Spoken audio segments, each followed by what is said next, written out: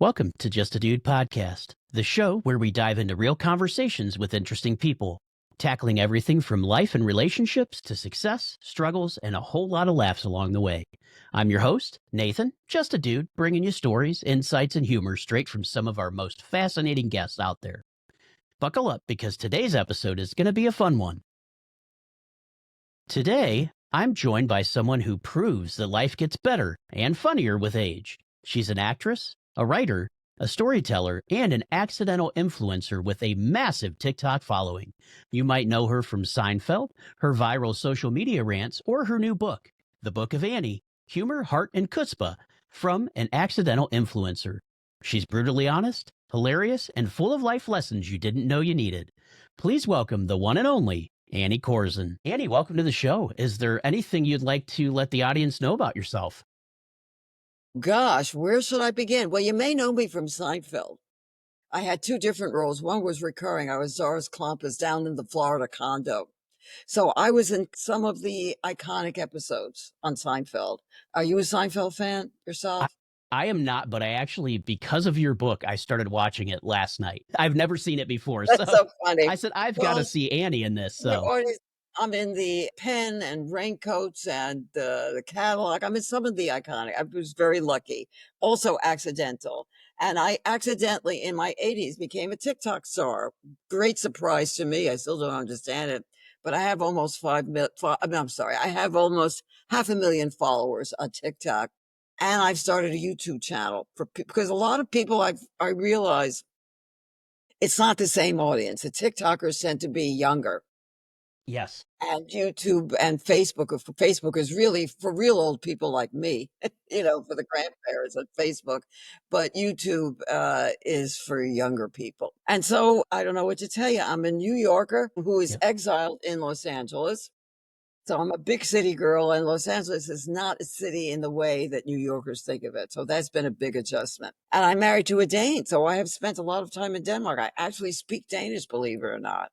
Oh, yeah, So that's those amazing. are kind of the headlines. You tell Yeah. me if there's anything more oh, and of course, the big thing is, of course, I'm forgetting the reason I'm here is because I want people to know about my book. It's The Book Yes. of Annie, Humor, Heart, and Chutzpah from an accidental influencer. I'm called an influencer or grandfluencer, but it was totally accidental. I never expected this, but I'm not complaining. I'm enjoying it. Yeah. And that takes me to right into our first segment, Annie, is, how did that accident happen where you got into TikTok in your 80s? I've been an actor and a writer forever, and I do this thing called storytelling. I don't know if you've ever listened to The Moth, but I do storytelling. These are personal essays. And just before the lockdown, March 2020, I said to a 30-year-old friend, I wish I could find a larger audience for my stories. And she said, Oh, you should be on TikTok. And I said, That's crazy. Who wants to see this old lady, on TikTok? She said, Trust me, you will go viral. And we started then, and I went viral pretty soon. That was amazing. And one of the themes, by the way, of my book is always say, yeah, why not? You don't Hmm. know what something is going to lead to. So I said, I think it's crazy, but yeah, why not? Let's try it. And the rest, and it changed my life. Is history. And yeah, it was funny because there's one TikTok that you have on there, Annie, that I love, and I'll tell you why I love it. So I spent 13 years of my life as a police officer here in Ohio. And so Wow. donuts are a big cop thing, right? And your TikTok where you say, Have you ever been to Krispy Kreme? Has it ever been crispy? I love that one because, it makes you think, why is it called Krispy Kreme? It's never crispy. It's not crispy and it's not a real donut. No. But it's funny that you should mention that was because that's the one It, that made me a TikTok sensation, and I don't understand it to this day.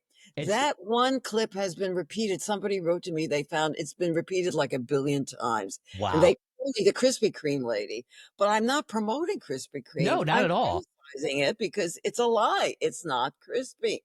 It is I think literally just one somebody of those. explained to me the idea is supposed to be that the icing is crispy, but that's not what I call a crispy donut. No, no, because and the funny thing is that you asked a common sense question about the name of a donut that it's not crispy. So that's what I loved about it.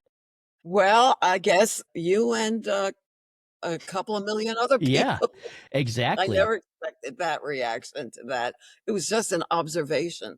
which is what I do. I make observations about things in life and things in my personal life, and I think I'm old enough to have acquired some wisdom so that and I've made enough mistakes and I've learned from my mistakes, which I think is important. I think mistakes are important.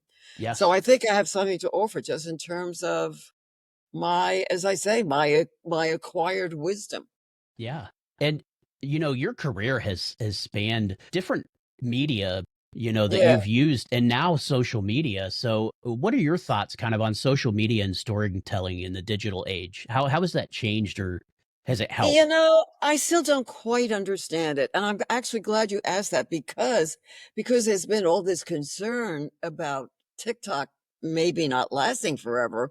I've just started a YouTube channel, and I want people to know about that. I meant to mention that to you earlier. It's Annie Korzen videos on YouTube, and what I realize is it's a different audience. It Think I is. just said that, Yeah. that the TikTokers, the kids that stop me on the street and wanna take a selfie, they're all in their 20s. They're my TikTok people. YouTube is older, and Facebook, of course, is much older. So Yes. I'm still learning how to navigate these different things. I am not a social media expert, and I don't use it except I do use Facebook, but for private, for friends Right. and business things. But I'm not somebody who sits there and scrolls through Instagram for hours. I don't do that. I binge on TV for hours instead. Yeah, and I got that from your book too, is that you love to watch television and that's, one of the things that you do. And you've mentioned some shows in there that you watch. Like I think one that stuck out to me was The Big Bang Theory because I've watched that probably 100 times, Which one? Oh, The Big The Bang Big Theory. Bang Wasn't Theory. that Yeah, brilliant? I it love that show. was. Absolutely. And, I think one of the reasons too, Annie, that people resonate with you so much online is because of your authenticity. You don't come across as a person who's trying to get likes. You're just Annie. Yeah, I hear that word a lot, and actually, I sometimes as I say, when my fans stop me in the street, I say, "What? What are you, 20-year-old you? Why are you interested in 86-year-old me?" And that's the word they use. They use authenticity, and I think by that they mean that they know I'm honest, that I'm saying what I think. And maybe they feel they don't get that. They don't get it from politicians. Maybe they don't get it from their teachers or their parents or the press. And so I think they sense rightfully that I'm nothing if not honest. Yes. I do express myself honestly, and certain things I do not bring there because I want to create a place of harmony and sort of uplift. So I don't talk about politics. I don't talk about divide. I try not to Yeah. talk too much about divisive things. I want to be a place that everyone can come to. Yeah, and that's one of the great things about your TikTok and not even that, but your book. And I want to talk specifically about your book is just the stories and the lessons that you shared in there that I think so many of us can just relate to. And that's what, I thought was great because I know, a lot of things like with relationships, you've had a lot of relationships throughout the years, especially to your husband, right? Who you've been married to quite a long time. And I kind of We just had related. us. We married as strangers. It was a green card marriage, and now we've been together over 60 years. Wow. And that's amazing because I'm coming from, I feel like I'm an anomaly with being married for almost 20 years this year. And over 60 years is, I mean, absolutely congratulations on that because staying with the same person for a long time. I And I'm know. sure, and you know how us men are. We are definitely not the ones that give you an easy life. Am I right? Well, that's true, but also I should admit I'm not so easy to live with either. I have to be honest about that. I am a bossy pants and I like things my way. I'm impatient and critical. So my husband is a little bit of a hero too, but I am as well. I put up with a lot. As a matter of fact, that's why I'm busy today because he messed up his green card application. I have to go with him and try and fix it and whatever. I Not gotcha. application, but renewal. Yes. He's Yeah. been here for 60 years, but There was one story with Benny that I kind of related to was about his wardrobe, and his battles because I am the same really? way. I am the same way as Benny. If you were to leave me to go get a new wardrobe, I wouldn't. I would just wear the same old ratty thing that I've been wearing for years. And I know you said Right. that's what Benny does, but That's if just it what wasn't he does. For Any you and his occasion, or yeah. he'll just pick what's ever closest in the closet, he doesn't wanna go through the closet, so we'll go to a funeral. I once met him because we couldn't go together, and I met him at a funeral. This is back in New York, and he was wearing a Hawaiian shirt and white pants at a funeral. This is not appropriate, I think, for Yeah, he it looked might have like been he was going to the beach or something. yeah, it could have been appropriate in Miami, right? Maybe. I don't Maybe. know how they dress in Miami. And so when I cleaned out his closet and gave everything to the thrift store, all the old crappy stuff, and then he finally decided he would go shopping for clothes. He went to the thrift store and he came back and said, "Look what I got." And he bought all the things that I had donated, the same crappy stuff I tried to get rid of. He bought it back, not realizing that it was his. And that is what I found so funny about that story was that you took the stuff out of his closet, he didn't even notice, and then he He said, had "You know no what? idea. I'm gonna go get new clothes," and he bought the same clothes you got rid of, which is just absolutely hilarious. It's so funny because a lot of women, particularly, find shopping a form of meditation. I'm so happy to be in a store and go through and look at things. I find it calming. I find it peaceful. My husband, if you gave him $5,000 and said, all you have to do with this is spend a day in Bloomingdale's, get yourself a suit and a sweater and some pants, and say, that would be a day in hell for him. For me, it would be a day in heaven, right? That would be a day in hell. That's how much he hates to shop. Are you the same way? Yeah, I am, especially when it comes to clothes, but the funny thing is, Annie, is that I do all the grocery shopping for the family, and I am in and out. I am in and out the grocery store in an hour or less. I know where everything is, and, my wife hates going grocery shopping, so she just makes me a list, I go Really? get See, it, I and like I'm back in an shopping of hour. any kind. We do it together, but I don't mind that. I like shopping of any kind. Yeah. Anything that gets me away out of the house and away from the computer, I appreciate. Yeah, and because you stayed in front of the computer quite a bit writing, right, Annie? I really am all day, whether I'm writing something or trying to push some PR for the book or dealing with practical things. It seems to me never I'm really at and being a freelancer like I am, it's got its pros and cons. So the nice thing is I can take a nap whenever I feel like it. I can take an afternoon off whenever I feel like. What's not so good is it's always there. I never have a day off. It's a Yeah. 7-day-a-week thing. The computer is there. It's in the house. I know there's an email to deal with. I know there's a TikTok. Now that I have YouTube, I'm trying to figure that out. And I also try and answer all my comments on my social media. I try to give personal answers. So that takes a little time. Yeah, So it just seems that there's always something that I have to deal with. So I just want any excuse to to get get away. away from here. I get it. Absolutely. And a lot of the things that I noticed in your book too, Annie, was the importance of humor in daily life and relationships. And it seemed like it just came out, naturally with you. But would you say that that's an important part of your life and your relationships is to have some humor behind it? I think it is, and I wish I was smart enough to use it more. Because I've noticed with my husband, if I correct him, if I criticize him, and he gets defensive, why don't I make it funny? Why don't Yeah, I say, "Really? You wanna wear that shirt? You wanna wear those sweatpants to this gallery opening? Well, maybe I should wear an apron." I mean, I can't think now of a funny way of saying it. Instead yeah, of saying, "Really, don't wear that. Don't embarrass yourself," which is a nasty way of saying it, why don't I put it in a funny way? "Honey, you know what? exactly. Maybe you don't want to really embarrass yourself today, but I think humor can soften what I'm trying to say is humor can soften a lot of hard things, like a Yes. criticism or a complaint. And those are the two things that I do a lot more than I should of criticizing and complaining. You know what? I find myself doing that too, though. Annie is criticizing things and complaining, and then I always tell myself, "Oh, you got to quit being a negative Nate," because my name's I Nate, so instead of a know. Nelly, a negative Nate. It's But yeah, hard. You know what's hard about it? We know we're right. yeah, exactly. We That's know we're true. right. So why can't the rest of the world understand? I used to say the world would be a better place if everyone would just do what I say. Exactly. When That's you my become feeling. president, I should right? be running everything. because I'm smart, I'm compassionate. Why doesn't everybody just listen to me? And that was one of the things I loved about your book too, Annie, was the confidence that you just, put out there for yourself. And you could really see the confidence in your writing about how confident you are in yourself, with the exception of those times that you write where you maybe weren't so confident, you know? That's a But great question. I like that question, Nate, because it really leads to something very profound, which is actually one of the themes of the book. My whole life, I have been criticized for being too talkative, too opinionated, too blunt about my opinions. And I was told they were unattractive qualities, particularly in a woman. Thank you very mm, much.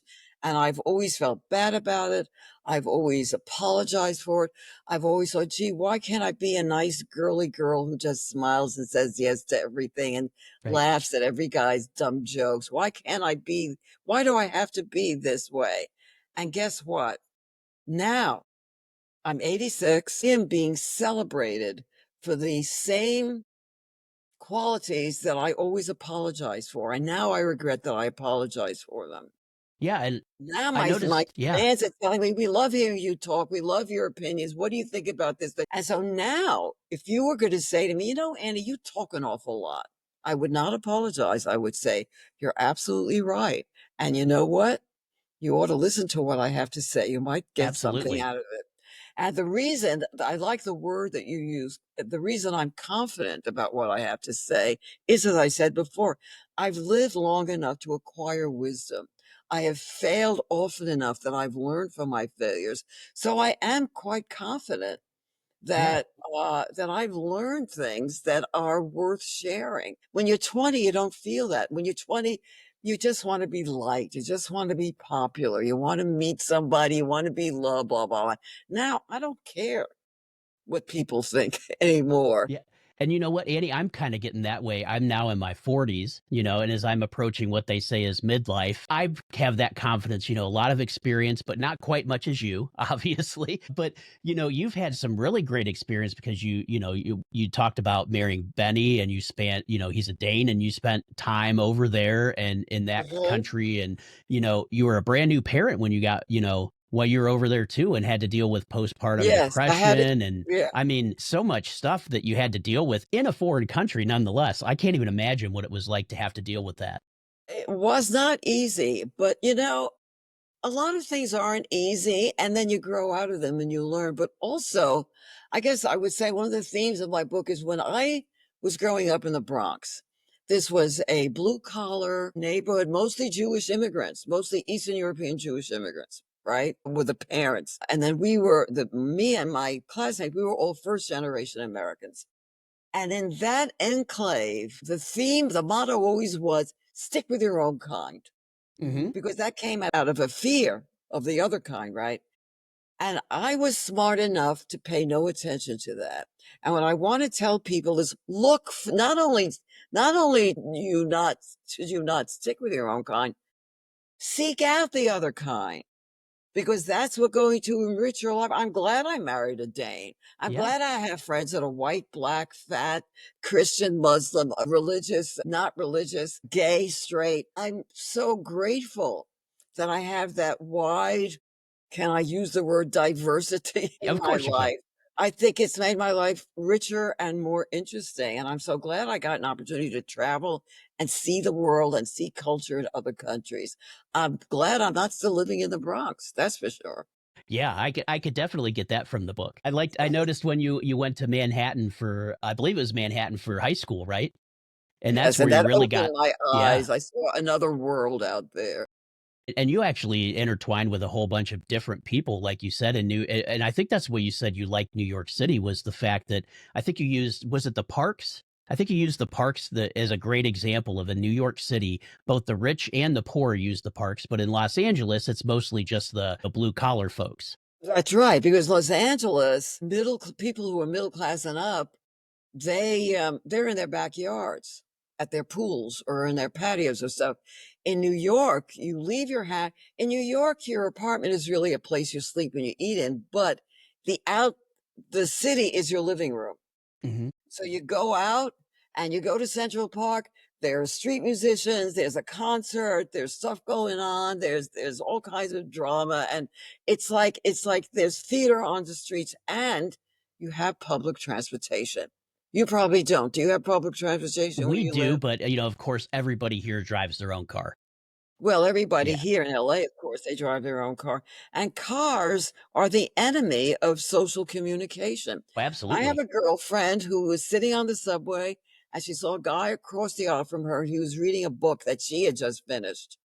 So she went up to him as they started talking about the book, and a year later they were married.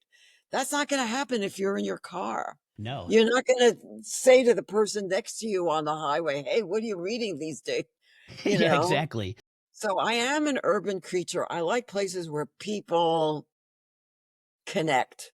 Yeah, And so I was live it in a place in all of Los Angeles. I found the one area. I don't want to be too specific about that, yeah. but I live in an area where I can leave my house and I can walk to the market, walk to a movie, walk to a restaurant. There are very few places in LA where you can do that.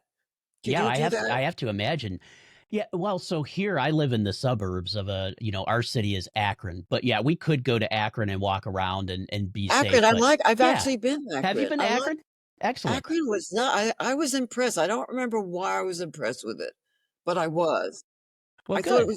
it seemed like a very livable place, Yeah, and I and don't very remember livable. why. I Yeah, was there not as a expensive. sometimes I get booked as a just to come as a speaker, you Yeah. know, and tell my stories or do a book reading or something, and I remember having a very nice experience in Akron. Well, good. Good. I'm glad we were able to give that to you. Yeah, Midwest is usually we're pretty friendly, but yeah, to your point, for us, our neighborhoods, are essentially, we live on like half acre lots that size. So, we're a little bit spread out, but, one of the great things about where I live is just like you said, is all of our neighbors, we all know each other and we would all do anything for each other. I If, love if that. my neighbor across the house needs her grass mowed, I'm going over there and mowing her grass. I She's an love that. elderly single woman. Same thing with the neighbor next to her. She has a computer problem because I work in IT. I'm the computer guy on the block. So, God, I but wish I you lived love next it. door to me. I need you so badly. But no, it is great because, you're right. Making those connections with people that you maybe not wouldn't normally do is I could see why you would like New York better than Los Angeles. Especially Los Angeles as a city is really spread out where New It's York is spread kind of out. compact. There's no center. I mean, there is a downtown, but that's a half-hour drive. It's like, New York, I can walk down, if I lived on the Upper West Side, which meant I could walk down to the theater district and see a show and just Yeah. take a bus home at night. Those kinds, getting to culture, getting to museums and theater and concerts, I found much easier in New York. And I'm also the world's worst driver. You don't want me. I mean, I have a license, but you don't want me using it, believe me. I But never yeah, learned. I never learned no, parallel that's funny, parking. Annie. It's I remember you writing about that in the book. But one of the things I did want to ask you was, your transition from New York to Los Angeles. Was that hard on you for that transition? Very. It took many years because I can't live without a support system of people. I have no family here. It was just me and my husband. Knew very few. It took many years. And now I'm happy to say there's the storytelling community and we have the ex-New Yorker community and I've been a member of a couple of theater companies. So, and I have some wonderful neighbors. So now I have actually a wonderful, and by the way, I do want to say something. I think it's very important to have friends of different generations. At I my agree. age, when I go back to New York now, my friends are all old. They're dead or dying, a lot of them, you know. And so I've been very deliberate about having younger friends. And I learn from them and they learn from me. I think it's really important. Yeah, I agree with you on that 100%, Annie, because I think the different generations bring different perspectives, and we can kind of feed off of each other and learn from each other in different ways that we may not have if we just stuck with our own age group. Absolutely. Absolutely. Yeah, I'm learning on TikTok a lot of new slang words. you and me both. I have to look them up. I don't know what they're saying. I started, probably like you on Facebook with my podcast because that's where I was. That was the first thing available to my age group when we started. And then I Right. branched out. But like TikTok is, you're right, it's definitely a much younger crowd, 20s and teens. And, but they do bring great perspectives too. And also, what I think is in a lot of ways, what encourages me, a lot of these young people are more, they're more open to things. I've always been told that I'm ugly. I've always been told that. And Hollywood tells me that. In Hollywood, I'm considered a character actress, which means I'm not pretty. If a casting call went out tomorrow for an attractive older woman, I would not be seen. An attractive older woman in Hollywood is Helen Mirren. Mm. You know, my young fans, they tell me, "Oh, I love your hair. Oh, I love your style. I love your accessories. Oh, you're so gorgeous. Oh, you're so beautiful." It has taken me my whole life to hear that, to be told that. I mean, with the exception of my husband and people Right. in my personal life. I was going to say, if Benny doesn't tell you that, you might want to give him a Yeah, quick one, right? right. But you understand, Benny came from Denmark, where all the women are tall, blonde, and blue-eyed. He thinks that's the most boring thing in the world because that's what he grew up Yeah. with. So he thought I was very exotic and different. He appreciated that. But I've never felt that my looks were appreciated here. So I guess what I want to say to your listeners and to my readers is that you really just have to be your true self. And if you are your true self, I mean, without hurting anybody. Sure. Yeah, I mean, Hitler was Yeah. his true self, Well, but we don't yes, we want to do. use that. If you're your true, authentic self, you will eventually find the people who appreciate you. I do believe that. Yeah, and I agree with you 100% because if we fake things, people are going to see right through that, aren't they? As soon as they start to get to know us. But if we're authentic, they know us from the beginning. And that's the best way to start a relationship. Absolutely. Absolutely. Excellent. Now, I wanted to ask you about the geezer years chapter where you kind of embraced aging with humor and grace. How has your aging experience been, Annie? Well, for the most part, it's been terrific. As I said, I'm 86. I'm really busier and more satisfied professionally now than I've ever been. I mean, I wish I'd had this much attention when I was your Right. age, because I've struggled all my life. I think I have something to say, and I never could find an outlet for it. And so I finally have. And of course, you have to stay healthy. So I've been fortunate in that. So I really, in a lot of ways, I'm having more fun now than I ever did. The one thing I regret, because we've lived such a kind of a hippy dippy, I wouldn't say off the grid, but off the beaten path Hmm. kind of life. I wish I had more financial security. That I do regret. And if I were going to talk to a younger person, I would say, think about your financial future as you Yeah. go through your life, because we never did, and we're sort of paying a price for that. Although I've always lived well, I'm not complaining about that, but I don't have the financial stability, the Yeah. security that I wish I And had. I think you mentioned that in your book too, Annie, about, how being, an actress and parts coming and going in between made it hard to have a consistent, steady income. Yeah. Yes, and I've done other things in between to create income, Yeah. which has been fun. But also, what I discovered was, because I was brought up poor, I was always taught not to waste money. Okay. I've never wasted money. And when I started talking on TikTok about how I never shop retail, I only buy things at thrift stores and yard sales, and I thought that was just me. It turned out I didn't know this, that thrifting is a big new trend. Are you Yeah. aware of that? I I am. didn't know Yeah. that. It's something I've done all my life. So I'm really expert at it. Yeah. Not You are only do I, yeah, but not only the do I queen of shop, thrift. like, okay, you like this top? Yes. $2, $2. But I discovered that I had a good eye, so I've always had a little side business of dealing in vintage, clothing and fashion and collectibles. Yep. Everything you see in my house was acquired on the cheap, I would say, at these places. I always say the only things I buy retail are shoes and underwear. Yeah. Yes. But Especially I wouldn't walk into Macy's and pay, I don't know I don't even know what they charge. What's a typical, for a sweater? oh, yeah. I can't even, what, 50, $60? Or Probably bleach. for a cheap More than one. that, if it's Yeah. cashmere, because I like Oh, yeah. No, cashmere. Cashmere's a couple of hundred. yeah. And so I've learned a lot of tips about thrifting and I share them, but I didn't know that this was a trend. I was just, once again, I was just being me. I was just Yeah. talking about what I care about. Yeah, you're the queen of thrift is what I'm gonna call you, Annie. I really am.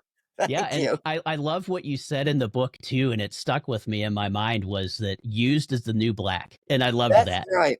You know, I have to pay you a compliment, Nathan. I've done a lot of these podcasts, and you're doing what I always tell people, you have prepared for this. You've actually read the book. You've actually, I can't tell you how many of these podcasts I've done. And in the middle of during the conversation, I realized this person really doesn't know what there is to know about me. So I have to kind of create it myself. And I think that what you're doing is a key to success in anything. You got to be prepared. I agree Uh, with you, Annie. And I don't want, I don't want my guests to come on, right? You're spending all of your time, which you could be at the DMV right now, right? And you're spending your time to spend with me. So I could at least do you the courtesy of reading your book. You sent it to me, and doing the research, making sure I have everything outlined. And that's what I like to do for my I guests. appreciate that. And I'm going to give you another example of that. You know, when people go like on, let's say, a job interview or a college interview or any kind of interview where you want to make a good impression, right? Most people, especially young people, they make the mistake of thinking that preparation means, what am I going to say? How am I going to present myself? What am I going to say about myself? That's not the key thing. The key thing is to research the person that you're going to meet, find out about them, and open with, gee, I read that article that you wrote about and I found it very interesting. I have a question about you. Talk about them the same way you prepared to talk to me. And believe me, that opens a lot of doors So instead much. of going in and reading your resume to somebody. Yeah. And I Or will give let's say our, it's a college interview. Let me tell you why I want to go here because I found out that this school is historically blah, blah, blah, and that means a lot to me. Or, you know what I'm saying? yeah. And that's great advice for all of our listeners because when like you related to a job interview, it's very good to go to a job interview prepared by knowing what does the company do, right? How long's the company been around? Exactly. The person that you're Exactly. interviewing, right? Or And that's what can interviewing you you. offer? Yeah, I think you're doing this in a great way, but if I were here, I would might make a exactly. suggestion. But I'll tell you something funny, Nathan. You know who's really hear this? Men who are going out on dates. This is what Yep. I hear from women over and over. Yeah, I met this guy. He seemed nice. We met for coffee, but he spent the whole time talking about himself. He never asked me anything about me. He never showed any interest in what I do. And so that's not somebody I really want to see again. And And I I don't blame hear them it for that. all the time, more Yeah. from women than from men, because women are more geared to making connections and showing interest in I don't know what that is, but anyway.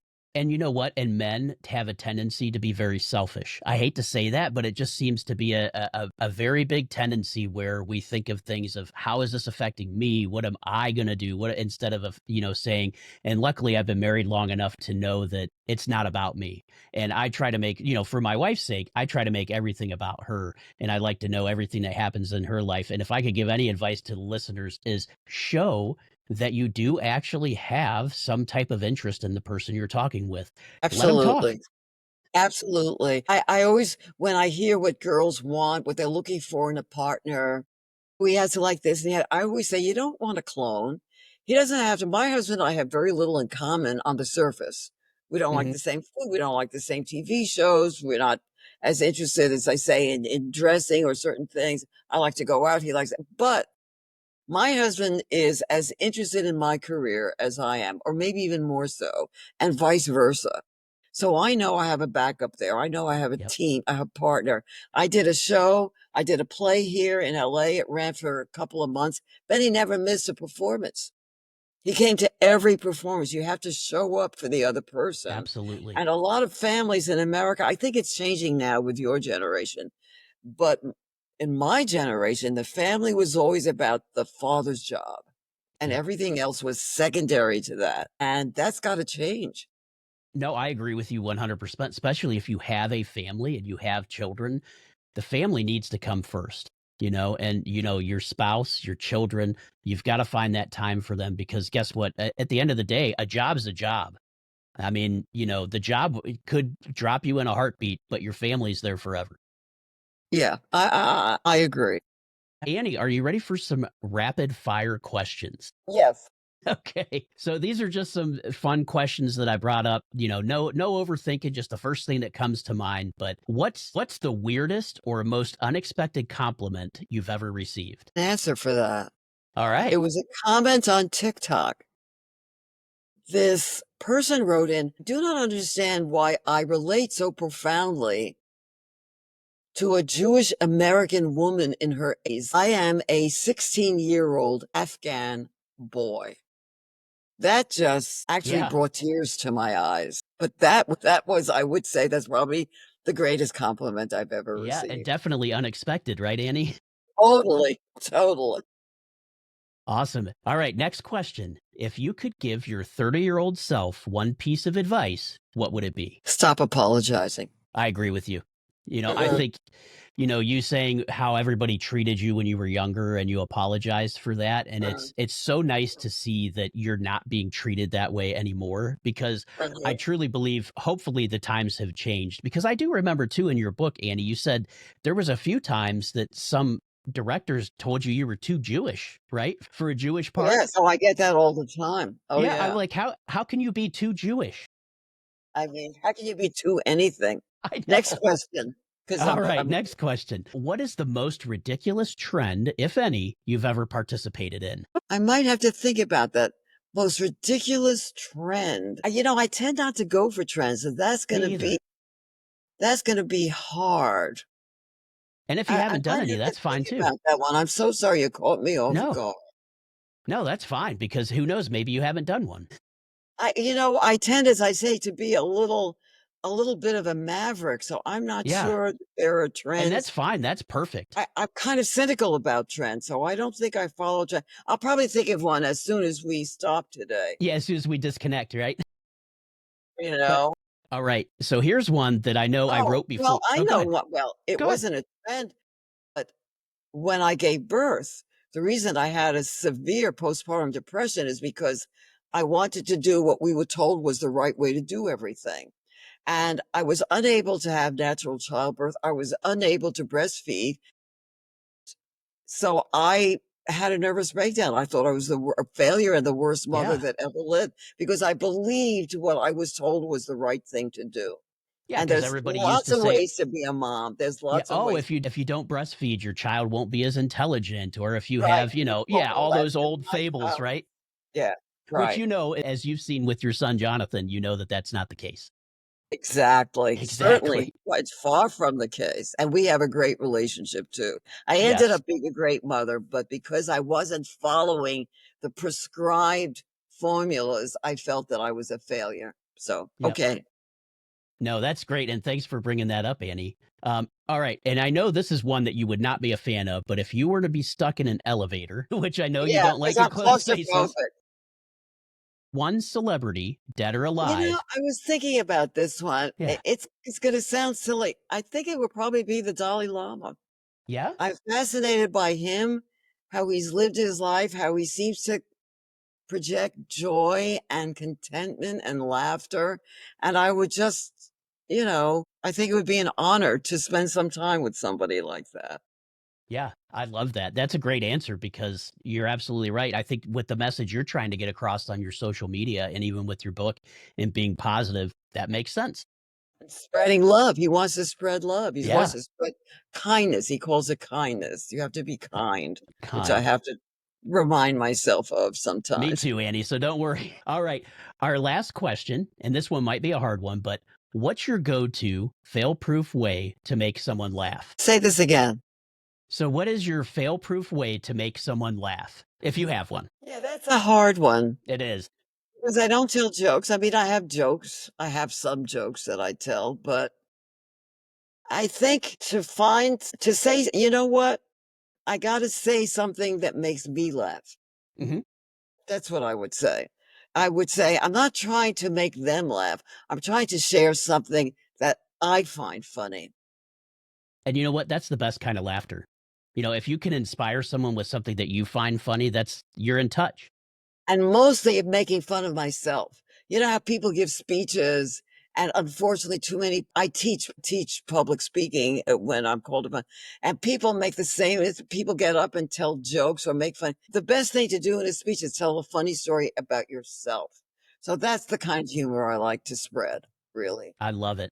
Well, thank you for answering those, Annie. That was it. Just quick 5 questions, but I appreciate your answers for that.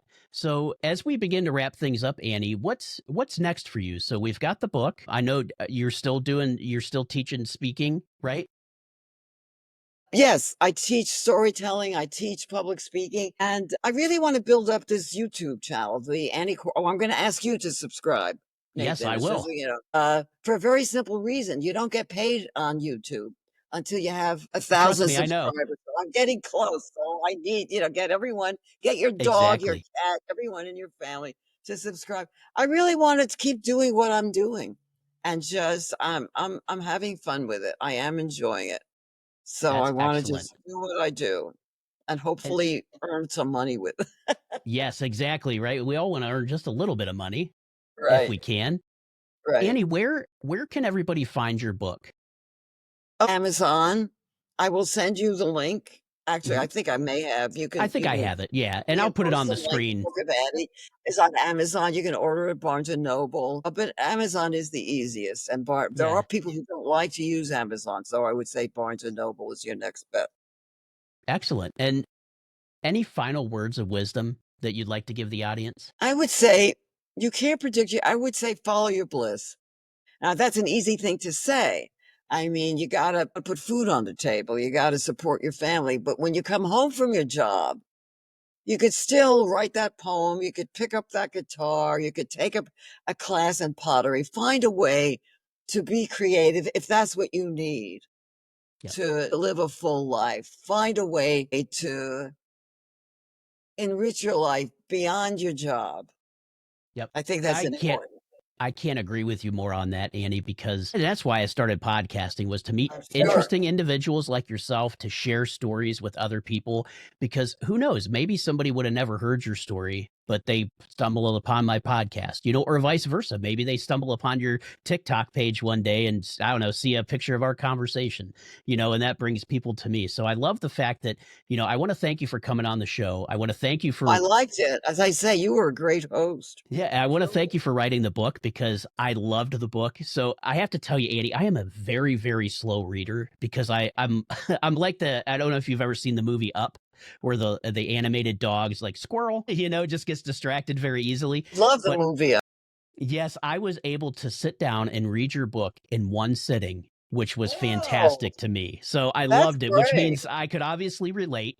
I loved where you were coming from. I loved the way you told your stories. It was just, to me, it was fantastic. And for our listeners, please go out and get Annie's book, The Book of Annie, and you're going to love it. I guarantee it. It's funny that you read it in one sitting because it's designed I just know. to be picked up and read because there's a story here, there's an observation here, there's a little joke here. It's not necessarily No, it isn't. But what I important loved to read about in it one sitting. is I would read a story and I'd say, "Wow, Annie, that story was awesome." And I'd be like, "Okay, I gotta read another one." And I just keep going and going. So, That's but you're great. right. I love hearing that. It is such a great book in the fact that you can really divvy it up. You don't have to sit there and say, "Oh, what's going on," or, how I gotta Right. sit and It's read this not all together. But chronological.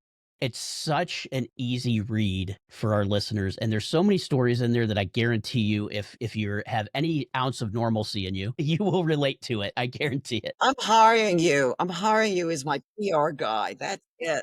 You're on the Well, no, payroll. Annie, I thank you. I want to make sure, is there, before we hang up or stop the recording, is there anything else that you wanted to let the audience know about or talk about? I think we pretty much covered it. You were very Yeah, thorough. I appreciate that. excellent. Well, here, I'm going to stop the Oh, recording. if anybody wants to contact me, they can find me at anniekorzen.com. AnnieCorzen.com. And for all of our listeners, Annie is going to have a guest page on my website, justadudepodcast.com. And you'll be able to get all of Annie's links and a link to her book there as well. Yay! That's a wrap on today's episode of Just a Dude podcast. A huge thank you to Annie Korzen for sharing her stories, humor, and wisdom with us. If you enjoyed this conversation, be sure to grab a copy of The Book of Annie and follow Annie on social media. You won't regret it. If you like today's episode, don't forget to subscribe, leave a review, and share it with a friend. You can also follow the podcast on all social media platforms for updates and more conversations. Thanks for hanging out, and as always, stay curious, stay real, and I'll catch you next time on Just a Dude podcast.